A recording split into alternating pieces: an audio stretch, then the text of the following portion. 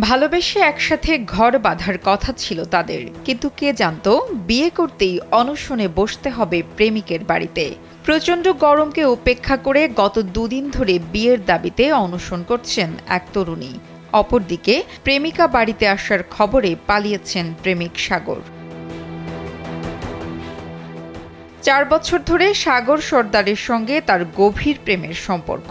বিয়ের প্রলোভন দেখিয়ে বিভিন্ন সময় নানা জায়গায় নিয়ে একাধিকবার শারীরিক সম্পর্ক করেছে প্রেমিক সাগর। সম্প্রতি সে ইতালিতে কাজের উদ্দেশ্যে যেতে চাওয়ায় ওই তরুণীকে বিয়ের কথা বলে বাড়িতে আসতে বলে।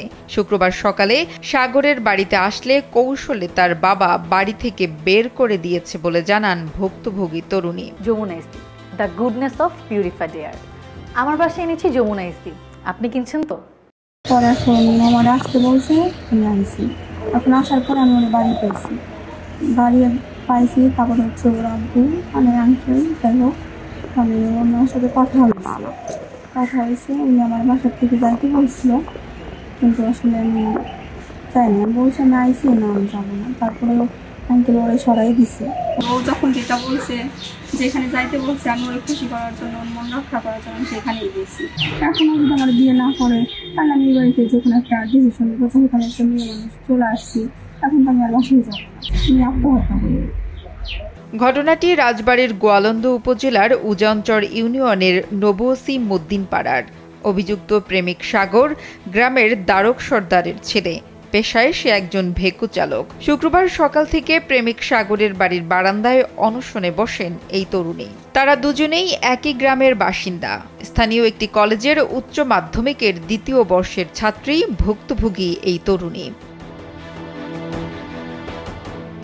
এ বিষয়ে সাগরের মায়ের কাছে জানতে চাইলে তিনি কোনো কথা বলতে রাজি হননি। তবে সাগরের বাবার দাবি তার ছেলে এমন কিছু করেনি, পুরো ঘটনাটি পরিকল্পিত। এখানে সম্পূর্ণই মানে পরিকল্পিতভাবে। আমি তো মনে করেন যে প্রশাসন সন্দেহ হয়েছি, আমার এই মেয়েটা নিয়ে যাক, আমার যদি কোনো বিচার হয়, আমি যদি কোনো অন্যায় করি আমার বিচার হোক। স্থানীয়রা বলছেন সাগর ওই অনশনরত মেয়ের বাড়ি একই গ্রামে হওয়ায় তারা সবাই বিষয়টি জানতেন। একই সঙ্গে তারা যে বিভিন্ন জায়গায় ঘুরে বেড়াতো সেটাও তাদের জানা। ছেলেও বাড়ি নাই, তো তারপরে একটা দাবি নিয়ে রয়েছে। গার্জেন পক্ষ বলছে তুমি আইসে যাও, তো চলে যাও। গার্জেন পক্ষের সাথে কথা বলছে যে আসো এক জায়গায় বসে একটা সমাধান করি। সে একলাই এসে ঘরে উঠছে, উঠার পর আমার যা হলো, আমার ভাষার কাছে মোবাইল করছে।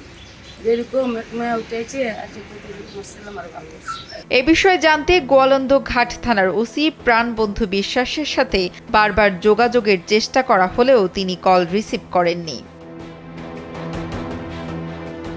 নুসরাত জাহান কলি, কালবেলা।